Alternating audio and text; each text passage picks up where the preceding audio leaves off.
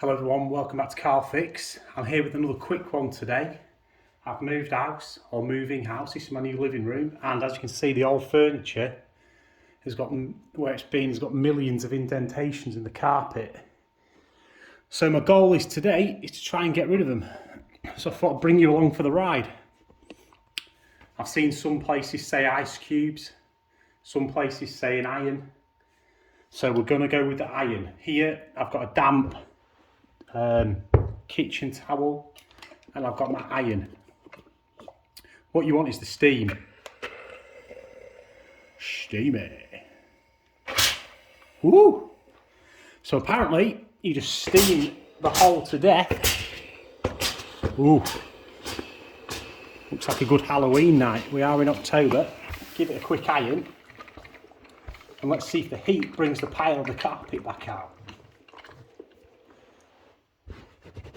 And it actually has. Look at that. Let's go for a little bit more. Let's get it right out. Give it a quick scrub, and there you go. Let's try this one. I'll try and do another half of this video with the ice cubes so you can compare. But this method is working a treat so far. So let's go. Steamy.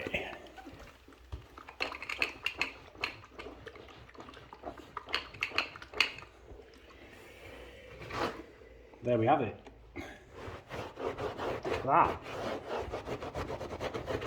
So I'm just going to do some voiceover here, because where I'm scrubbing and still scrubbing is where I thought the actual indentation was, but it isn't. I just burnt the carpet.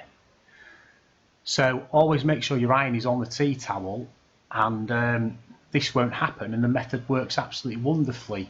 It works that well, I thought the burn mark was the indentation. Anyway, back to the video.